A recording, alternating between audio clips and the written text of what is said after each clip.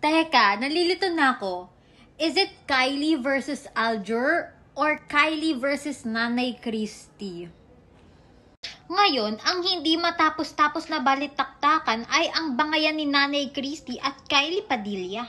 So again, short briefing ha. Chumika si Nanay Christy sa programa niya. Ang say niya, ito daw si Kylie ay laging may kausap sa may garden tuwing gabi and so on and so forth. Yan ang chika ni Nanay Christy sa programa niya. And then, in a now deleted tweet of Kylie Padilla, which is ito yon, ito ang shoutout niya kay Nanay. I mean, kinall out niya si Nanay Christy. Hi Christopher Min, alam ko kung sinong source mo. Huwag niyong hintayin magsalita ako tungkol sa inyo. Nagtitimpi ako para sa mga anak ko. Basta, ayan, basahin niyo.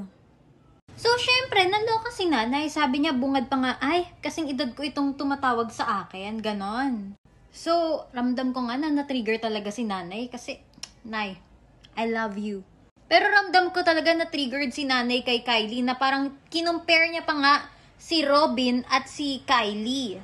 Tapos sabi pa ni Nanay, Kylie, hindi pa pinapanganak ang tao na magdidikta kung sino ang magsasabi kung ano ang isusulat ko sa column ko. At sabi pa ni Nanay, kung gusto mong puro maganda ang naririnig mo tungkol sa'yo, gumawa ka ng sarili mong publication. So after nyan, lumabas na ang buong detalye kung saan nilahad niya lahat ng mga espekulasyon sa kanya sa social media. Sabi ni Kylie, I never had extramarital sa kanyang relasyon with Aljur. Never siyang nag-cheat. At bakit daw siya aamin sa bagay na hindi niya naman ginagawa? Which I understand. And everyone would understand, of course. Pero agad, bumuelta ulit si Nanay Christy. Ayon kay Nanay Christy, nagsalita lang daw si Kylie pero puro patagilid. Sa tingin daw ni Nanay Christy ay hindi naman daw seryoso ang mga sinasabi ni Kylie. Bukod pa dyan, kinote pa ni Nanay si Jessica Soho na sinabing sa lahat ng nasaktan, ikaw lang yung hindi mukhang nasaktan. Yung ba hindi mukhang problemado? At sabi pa ni Nanay, kitang-kita naman daw sa mata ni Kylie ang pagsisinungaling niya. After that, mismong nanay ni Kylie ang bumuelta na para sa anak niya. Kinall out ulit si Nanay Christy.